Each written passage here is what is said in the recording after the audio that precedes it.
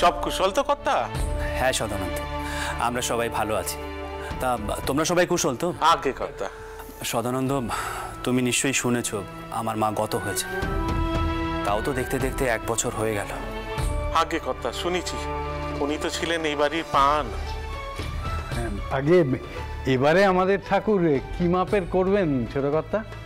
শুনছি দোলবাড়ি আর দত্তবাড়ির মধ্যে এবারের পুজো নিয়ে জোর রেশারেশি বেঁধে গেছে। দত্তরা নাকি দোলবাড়ির চেয়ে 1 হাত লম্বা প্রতিমা করছে। ওদিকে শোয়াবাজারেও খুব জাঁকজমক হচ্ছে। আমাদেরও কিন্তু মানখানা রাখতে হবে ছোট কর্তা। জাঁকজমক এতটুকুও কম হলে চলবে না। নিশ্চয়ই না, আপনি ঠিক বলেছেন। আর তার জন্য আমি এবার পুজোর দায়িত্ব সব মথুরের উপর দিতে চাই। আপনি এই বিষয়ে মথুরের সঙ্গে কথা বলে নেবেন। বাবা মথুর, এবার পুজোর সব দায়িত্ব আমি তোমার উপরে দিচ্ছি। দেখো, জানবাজারের মান যেন অক্ষুণ্ণ থাকে। বাবা মশাইয়ের আমল থেকে আজ পর্যন্ত জানবাজারের বাড়ির পুজোয় জাঁকজমক কখনো কম হয়নি। এবার পুজোয় কি কি অনুষ্ঠান হবে, কি গান হবে, কাকে বরাত দেবে, এসব কিছু ঠিক করবে তুমি। আর একটা কথা মনে রেখো, জানবাজারের বাড়ির পুজোয় অনেক গণ্যমান্য ব্যক্তিরা আসেন, তাদের আপ্যায়নেরও ব্যবস্থা করতে হবে। মার বাড়ির পুজোর কথা বহুদিন ধরে জানি। আপনাদের সঙ্গে পরিচয় হওয়ার আগে থেকেও আমি অনেকবার এসেছি এই বাড়ির পুজোয়।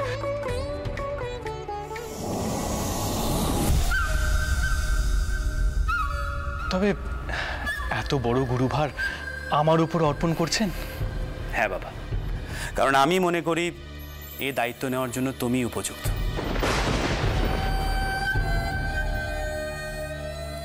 আর আমার বিশ্বাস এবার তোমার ব্যবস্থাপনায় সব থেকে বড় পুজো হবে জানবাজারের বাড়িতে।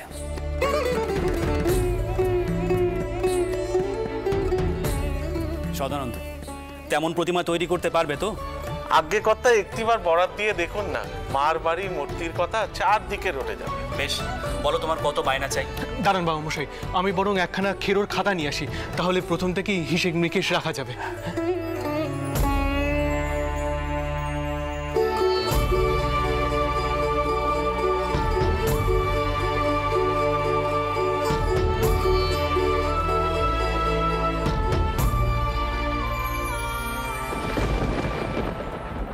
ভালোই আছিস সেজে খুকি, কি বল? মার বাড়ির সব দায় দায়িত্ব মথুরের কাঁধে এসে পড়ছে, আর সেও সব মাথা পেতে ঘাড় পেতে সব দায়িত্ব নিজের কাঁধে তুলে নিচ্ছে। ওই নিজের তহবিলখানা ভারী করা, কি বল? কিছু মনে করিস না, এখন তো আর বড় নাথ জামাইও নেই, বড় খুকিও নেই, আর মেজোটা তো কোনোদিনই এই বাড়ির ব্যাপারে মাথা ঘামায় না। আর কি, এবার সব দখল করে নিলেই তো পারিস, শুধু শুধু। কিন্তু তোদের এসব জারি জুড়ি যে কারো চোখে পড়ছে না, কিছু মনে করিস না, এটা যেন ভেবে ফেলিস না। তুমি কেমন মানুষ গো চোট্টাকমা? অকারণে শেষি দিয়া শেষ জামাইদার নামে খারাপ কথা কইছো। নিজের চোখেই তো দেখলে শেষ জামাইদার তো যেতে দায়িত্ব নেয়নি, বাবা মশাই তাকে দায়িত্ব দিয়েছে। আমচুরি, লুকানা সত্যি কথা বলতেই অমনি গায়ে ফসকা পড়ে গেল না? পটর পটর কথা, এই জন্যই তো তোর কোনো সম্বন্ধ আসছে না, আই বুড়া হয়ে পড়ে রয়েছিস। সেজ খুকি, তুই কি ভেবেছিস আমি কিছু বুঝতে পারছি না? নিজের এখনো বেটা হয়নি, তাই বাবা মশাইকে দিয়ে বরটাকে বেঁধে রাখতে চাইছিস, তাই না? আমরা সবাই চোখে ঠুলি পড়ে আছি আর ঘাসে মুখ দিয়ে চলি, তাই তো? চতুর্দিকে অশৈরিনী কাণ্ডে, কিছু মনে করিস না, এখন আর দিদিও নেই যে কারোর কাছে প্রীতিকার চাইবো। আর কি, সব লুটে পুটে খা, লুটে পুটে খা।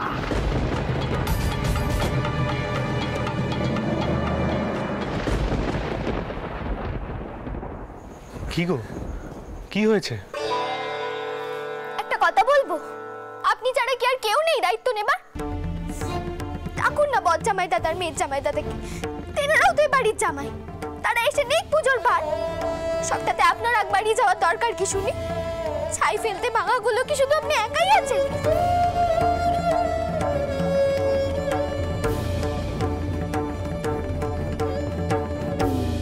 কি আশ্চর্য, তোমার দিদি অমন করে রেগে গেল কেন?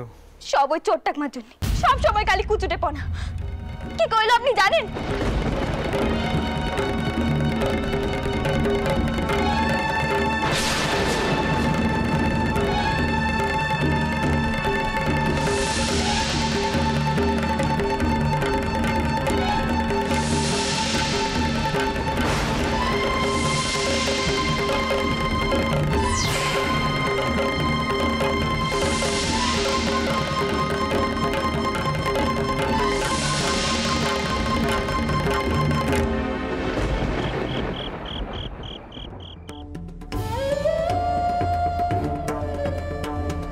মার বাড়ির সব দায়িত্ব মথুরের কাঁধে এসে পড়ছে, আর সেও সব মাথা পেতে ঘাড় পেতে সব দায়িত্ব নিজের কাঁধে তুলে নিচ্ছে। ওই নিজের তহবিলখানা ভারী করা, কি বল? নিজের এখনো বেটা হয়নি, তাই বাবা মশাইকে দিয়ে বরটাকে বেঁধে রাখতে চাইছিস, তাই না?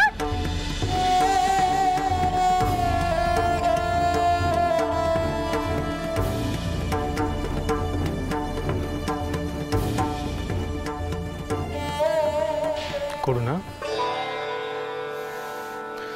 ওভাবে কাঁদে না, ওঠো ওঠো, কাঁদে না ওভাবে, ওঠো।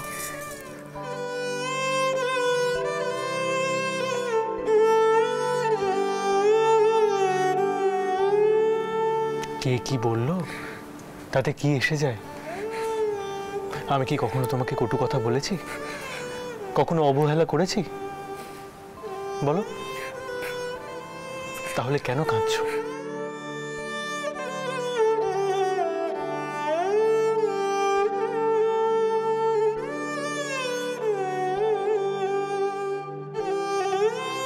তোমার সন্তান চাই, তাই তো? বেশ, তো হবে সন্তান, ঠিক সময় হবে। তা বলে কেউ এভাবে ভেঙে পড়ে? ছি, ওভাবে কাঁদে না, কাঁদে না ওভাবে। চুপ করো, চুপ করো। আপনি আমাকে বিয়ে করে কিচ্ছুটি পেলেন না, উল্টে সব হারালেন। আপনার পরিবার, আপনার মান, এমনকি একটা সন্তানও পেলেন না আপনি। এই সবই আমার জন্য। এর চেয়ে আমার অসুখের সময় আমি চলে গেলেই ভালো হতো। আপনি আবার একটা নতুন বিয়ে করে। চুপ করো তুমি। আমি বারণ করেছি না এমন কথা তুমি বলবে না? সে কথা কানে জানি তোমার?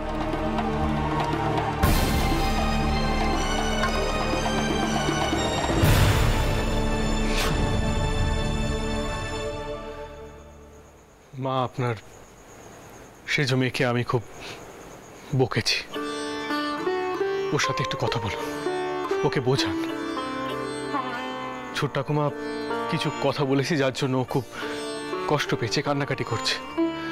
তবে এমন কথা বলছে ওর অসুখের সময় ও চলে গেলে নাকি ভালো হতো। ও জানে না ও কাকে সব কথা বলছে। আমার সব কথা শুনতে একদম ভালো লাগে না, আমি পছন্দ করি না।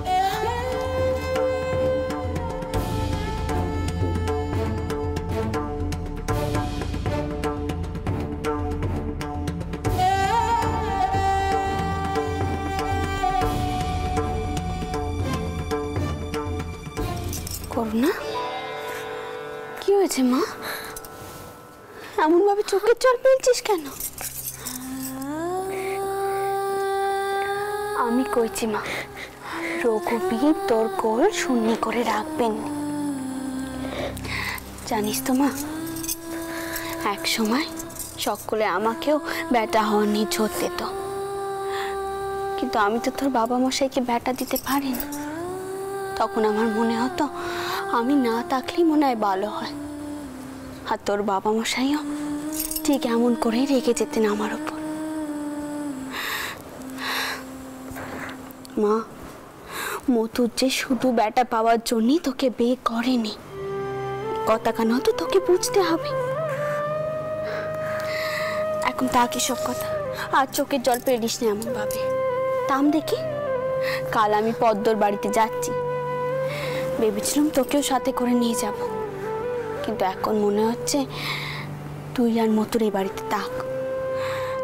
বাড়ির জুড়ি গাড়িও আছে, কোথাও বেড়াতে যেতে চাইলে বেড়াতেও যেতে পারিস। মনটা একটু ভালো লাগবে।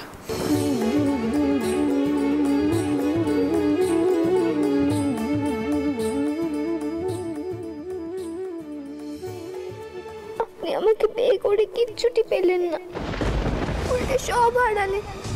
এর চেয়ে আমার অসুখের সময় আমি চলে গেলেই ভালো হতো। আপনি আবার একটা নতুন বিয়ে করে। চুপ করো তুমি। আমি বারণ করেছি না, এমন কথা তুমি বলবে না। সে কথা কানে জানি তোমার।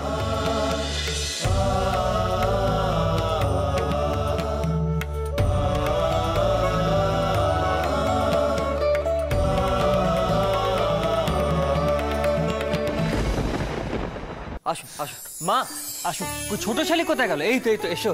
সত্যি আপনারা এসেছেন, আমার খুব ভালো লাগছে। আচ্ছা বাবা মশাই, বাৎসরিকের কাজকর্ম সব ভালোভাবে মিটে গেছে তো? হ্যাঁ বাবা। আচ্ছা আচ্ছা, আমি মাকে একটু। মা একটিবার এখানে এসো। জানবাজার থেকে বাবা মা এসেছে, সঙ্গে আমার ছোট শালিটিও এসেছে। তুমি একটু তাড়াতাড়ি এসো এখানে। আর এই যে ছোট শালি, তোমার বড় দিদি কিন্তু অন্দরে রয়েছে, তুমি মাকে নিয়ে অন্দরে যাও বলো। বাবা তোমাকে এত ব্যস্ত হতে হবে না, আমি ছোট কুকিকে নিয়ে ভেতরে যাচ্ছি, তুমি বাবা মশাইয়ের সাথে থাকো। ছোট কুকি আয়। বল জামাই দাদা, আমি কিন্তু এসেছি আমার বোনপোর সঙ্গে দেখা করতে। সে কত বড় হলো, তবে ছেলের নাম কানা কিন্তু আপনি বেশ রেখেছেন, মহেন্দ্র। মহেন্দ্র, হ্যাঁ। তা কোথায় সে? তাকে দেখি একবার। ওই যে বল দিদি। আরে ছোট কুকি, দেখেছো মেয়ের কান্ডি? ছোট কুকি দাঁড়া। বাবা জীবন, তোমাদের সব কুশল তো? আগে হ্যাঁ হ্যাঁ। আমি তোমাদের কাছে একখানা প্রস্তাব নিয়ে এসেছি। দেখো, আমি চাই আজই তোমাদেরকে জানবাজারের বাড়িতে নিয়ে যেতে। আমার নাতি মহেন্দ্রর 2-1 দিনের মধ্যেই তো বছর পূর্বে।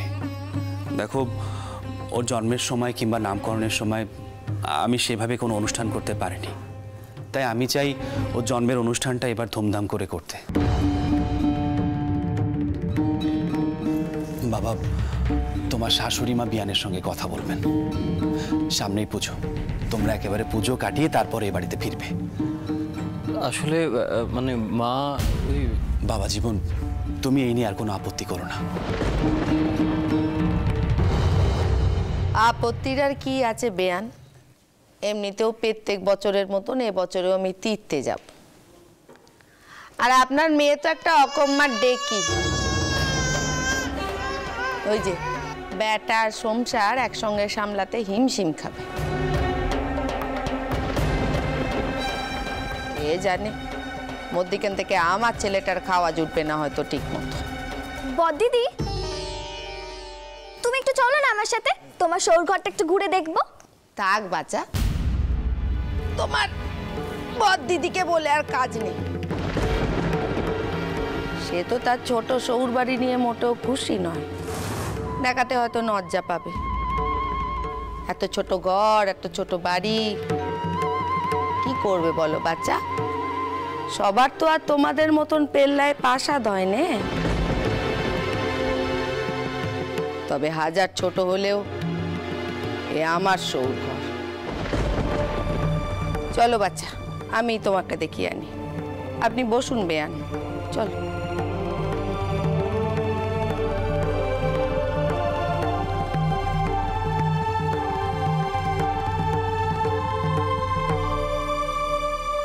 কি ব্যাপার মা, হঠাৎ তোমার এত দয়া উঠলো যে একবারে নিজেই চলে এলে আমাকে নিয়ে যেতে? কেন গো? আমি তো এই সংসারে বেশ ভালো আছি, সারাদিন ওই শাওরির মুঠঝামটা সহ্য করছি, সংসারও টেলছি। আর তুমি তো এটাই চেয়েছিলে যে তোমার বাকি মেয়েরা যেন পায়ের ওপর পা তুলে বসে থাকে আর আমি কষ্ট যন্ত্রণা সহ্য করে এভাবেই পড়ে থাকি।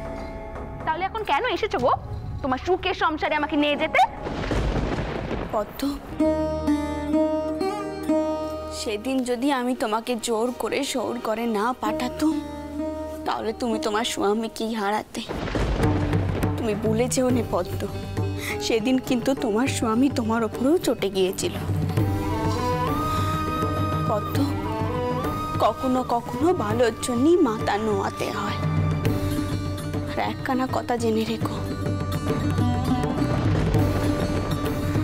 কোনো মেয়েকে তার স্বামী ত্যাগ দিলে সে মেয়ের এই সমাজে এই সংসারে মান তাকে নে পদ্ম।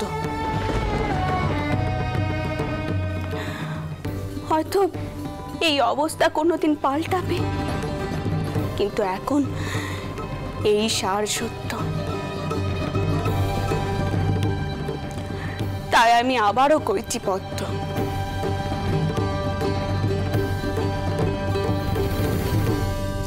রাগ কমাও পদ্ম, তাতে মান কমবে না।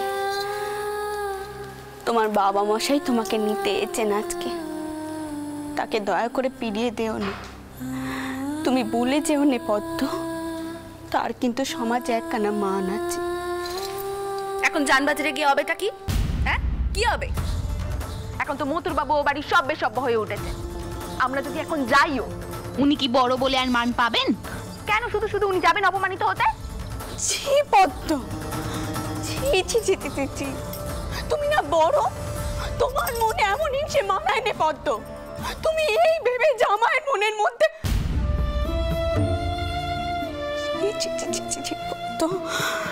আমি ভাবতেও পারছি না।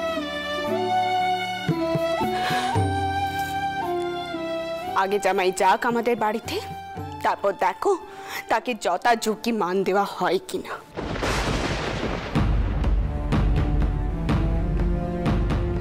শোনো মা, শাক দিয়ে না মাছ ডাকার চেষ্টা করুনি। ও বাড়িতে কি হয় না হয় সব খবর আমার কাছে আছে, আমি ছোট মাকমা থেকে সব কিছু জানতে পারি। এই মিথ্যে কথা বলে কোনো লাভ নেই। এখন তো মতুর বাবুই ও বাড়ির সব কিছু হয়ে গেছেন, উনি যা বলেন তাই নাকি হয়। আর হবে নাই বা কেন? তুমি তো ওনার প্রতি একদম স্নেহে অন্ধ, তাই যা খুশি ও বাড়িতে হচ্ছে, যে যা পাচ্ছে নুটে পুটে নিচ্ছে। আমি যদি এখন ও বাড়িতে চলে যাই, তাহলে তো মতুর বাবুর খুব অসুবিধা হয়ে যাবে। আমি ওনার সব কারসাজি হাতে নাতে ধরে ফেলবো না।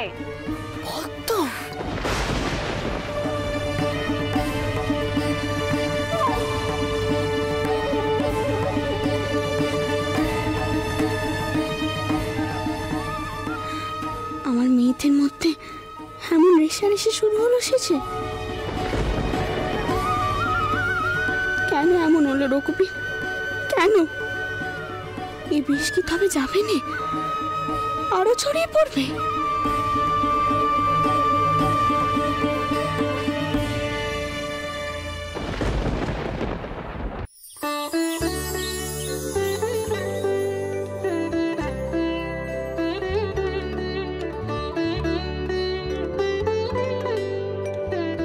আমায় খুঁজছিলেন সেজবাবু?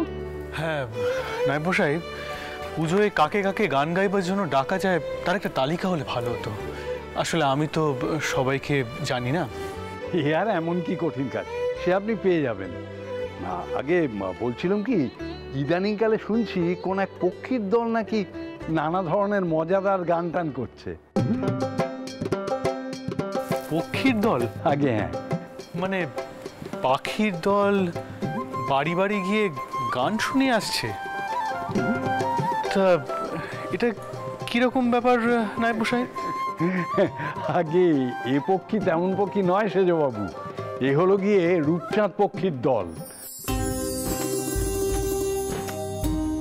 তারা নাকি নতুন ধরনের গান টান লিখে গেয়ে সবাইকে একেবারে মাত করে দিচ্ছে। আমরা তো নিধুবাবুর গান শুনেছি, এ গান তার থেকে আলাদা। এ হলো গিয়ে যুগের গান, আপনার তো জানার কথা সেজবাবু। এই রূপচাঁদ পক্ষী একজন লেখাপড়া জানা গায়ক, তার দলের লোকেরা নাকি নানান রকম সেজে টেজে গান গায়, পাঁচালির ঢঙে গান। শুনলুম এবারে শোয়াবাজারে তারা গাইবে। দাঁড়ান দাঁড়ান, আমি খোঁজ খবর নিয়ে দেখছি।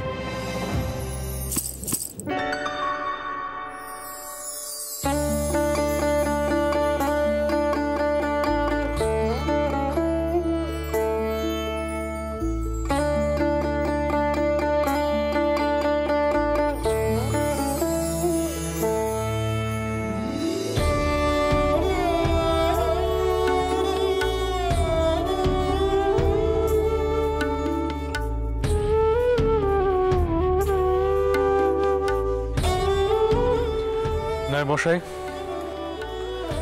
কি যেন বলছিলাম, পুজোয় আর কি কি বন্দোবস্ত করা উচিত? আগে আপনার বোধহয় অন্দরে বিশেষ কোনো কাজ আছে, আমি না হয় পরে আসবো। পরে কেন না মশাই, আমি জানি অন্দরে আমার কোনো কাজ নেই। আপনি এখানকার কাজের কথা বলুন।